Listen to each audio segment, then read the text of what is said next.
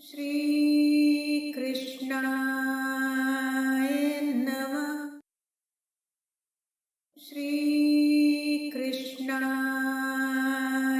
नमः। श्री कृष्णाय नमः। श्री परमात्मा ने नमः। एक बार पुनः सभी को सादर नमन। इससे पूर्व हम श्रीमद् भगवद गीता के तृतीय अध्याय में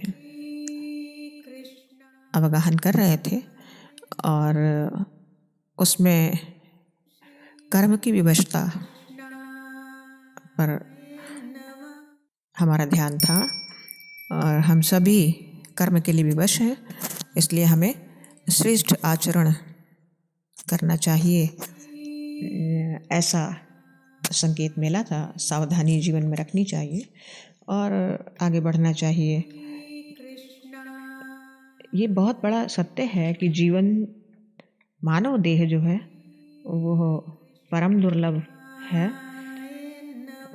और इसलिए हमें आत्मकल्याण के प्रति सजग रहना चाहिए, क्योंकि न जाने फिर कितने युगों बाद भगवान की कृपा हो और हमें पुनः मानव जीवन प्राप्त करने का अवसर प्रदान करें।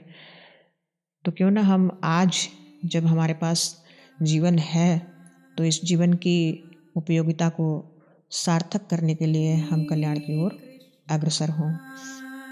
ये हमारी बहुत बड़ी सूझ है या संकेत परमात्मा ने हमें दिया कि कभी भी अवसर छोड़ना नहीं चाहिए। मानसकार ने लिखा है, समय चूके फिर का पछताने। एक बार अगर अवसर निकल गया हाथ से तो फिर पश्चाताप करने से कोई लाभ नहीं, क्योंकि फिर न जाने कितने युग के बाद, कितने योनियों के बाद ये पुनः सुकृत इकट्ठे हों और फिर हमें ये अवसर प्राप्त हो। तो अवसर गंवाए ना हम और आत्मकल्याण की ओर अग्रसर बने रहें। तो भगवान ने हमें केवल ये संकेत नहीं दिया था कि हम सजगता के साथ कर्म करें और कर्म को परमात्मा तक को सौंपते जाएं, तो हम बड़े आसानी से उनकी शरण को प्राप्त कर सकते हैं।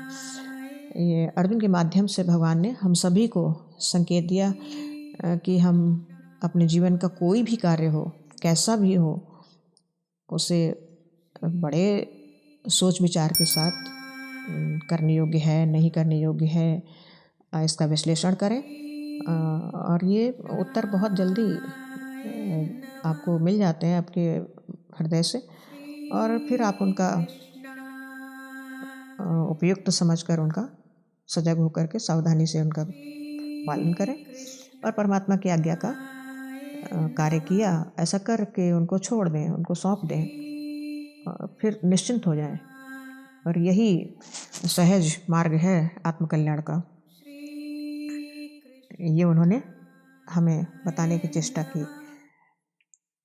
ज्ञानवान व्यक्ति आपसे कहेगा, आपको बताएगा, गुणाः गुणेषु वर्तन्ते इति मत्वा न सज्जते। गुण ही गुणों में बरतते हैं, यानी गुण ही गुणों में बरत रहे हैं, चल रहे हैं, अपने आप हो रहे हैं और इसलिए उनमें आसक्त नहीं होना है। लेकिन बड़ी बड़ी बातों में आप जब फंसोगे तो आप भटकते चले जाओगे। सबसे सहज तरीका है कि आप धरती पर परमात्मा की आज्ञा से आए। आपको परमात्मा ने जीवन दिया और आपके सामने जो परिस्थितियाँ बनती हैं, जो स्थितियाँ हैं, जहाँ आप खड़े हैं, जहाँ आप रह रहे हैं, जिस तरह के आप जीवन शैली को अपना रहे हैं, उसमें जो कुछ भी परमात्मा आपको आज्ञा दे रहा है, आप उस तरह से कार्य करें। और जब आप परमात्मा को शामिल करते हैं अपने पास, तो निंदित कार्य आपके पास कभी करने के लिए बाध्यता हो, ऐसा नहीं दिखाई देगा, क्योंकि निंदित कर्मों का कहीं कोई स्थान नहीं है। वो व्यक्ति अपनी मूढ़तावश अपने बड़े, कहा जाए, वासना की वशीभूत होकर के काम, इच्छाएं जो है ना, उनकी पूर्ति हेतु आप जब काम करने लग जाते हैं तो आप गलत कार्य की ओर अग्रसर होते हैं, वरना कहीं कोई स्थान इनका नहीं है। तो परमात्मा की आज्ञा का पालन जब करेंगे तब कोई निंदित कार्य आपके आज सामने नहीं होगा। आप अच्छा कार्य करके अपने जीवन को उन्हीं में समर्पित करते जाएं और आप कल्याण की ओर अग्रसर हो जाएं और ये मानव देह पाने का उद्देश्य पूर्ण करें। यह उनका बहुत बड़ा संकेत है और ये अर्जुन के लिए, अर्जुन के माध्यम से हम सभी को उन्होंने बताया। अर्जुन ने कितने तरह के विषाद में आकर के कितने प्रश्न भगवान से रखे और हर जगह वो कर्ता अपने को मान रहा था, क्योंकि मैं करूँगा, मैं ऐसा करूँगा तो ये होगा, मैं ऐसा करूँगा तो परमात्मा ने यही आपको सचेत किया है। मैं नहीं, आप जो आज्ञा कर रहे हैं, आपका जो आदेश है उसको पूरा करने का, उसको निभाने का मैं उसको निभा रहा हूँ बस। और निभाने के बाद आपको समर्पित, आपने कहा, मैंने किया और हो गया, आज्ञा पालन खत्म। तो ये सरल मार्ग है, इस मार्ग से चलना हमारे लिए उपयुक्त है, सहज है। उन्होंने कहा, मयि सर्वाणि कर्माणि संन्यस्याध्यात्म चेतसा निराशी निर्ममो भूत्वा युद्धस्व विगत ज्वरः।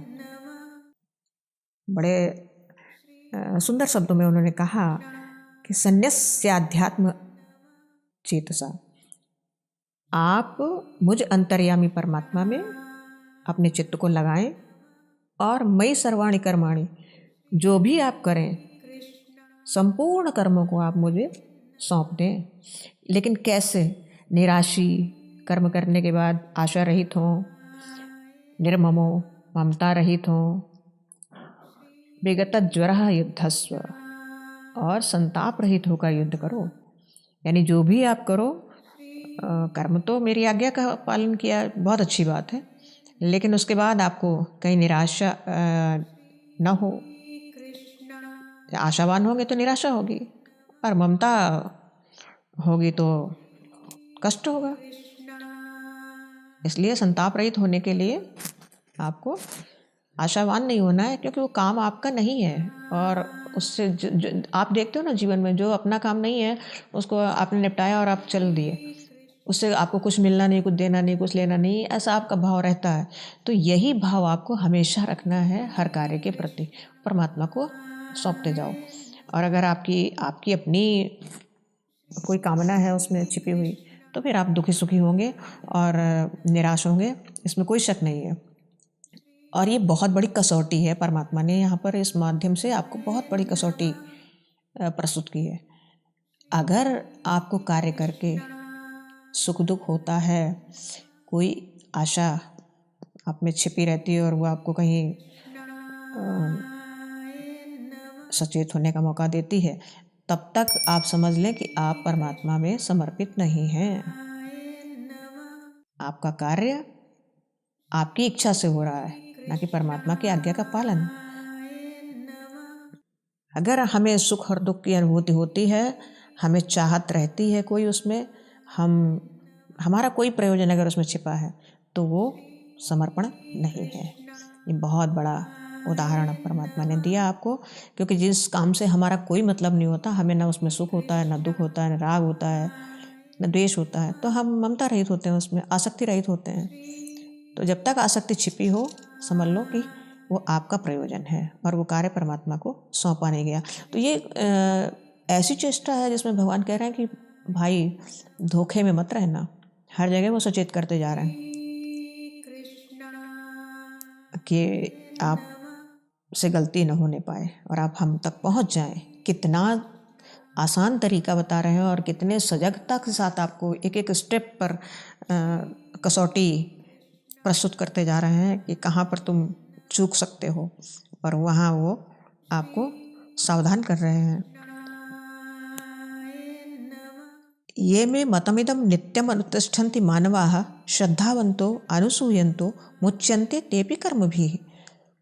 फिर एक बार उन्होंने कहा कि जो कोई भी मनुष्य दोष दृष्टि से रहित होकर के और श्रद्धा भाव से श्रद्धा युक्त होकर के मेरे मार्ग का अनुसरण करता है, मुच्यते तेपि कर्मभिः, वो सारे कर्मों से, संपूर्ण कर्मों से वो छूट जाते हैं, उनको कर्म बंधन नहीं होता।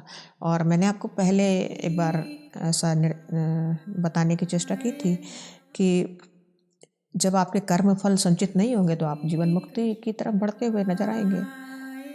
जब हम आशावान होकर के ये मेरा इसमें ये होगा उसमें वो होगा फल की आसक्ति के साथ और कर्म करते रहते हैं तो उनका पाप पुण्य हमारे साथ इकट्ठा होता रहता है। और जब हमने उसकी आसक्ति छोड़ दी और उस कर्म को करने का भाव बदल दिया तो कर्म फल संचित नहीं होंगे और हम कर्म से मुक्त हो जाएंगे, यानी हम परमात्मा को प्राप्त हो जाएंगे। ये आसान सा रास्ता है। तो इसलिए हमें सजगता अपने लिए जरूर रखनी होगी और अपने लिए पारदर्शिता होनी चाहिए भाई, क्योंकि धोखे में अगर आप रहे तो भी आपको मिलना तो कुछ नहीं है और धोखे का पाप और लगेगा।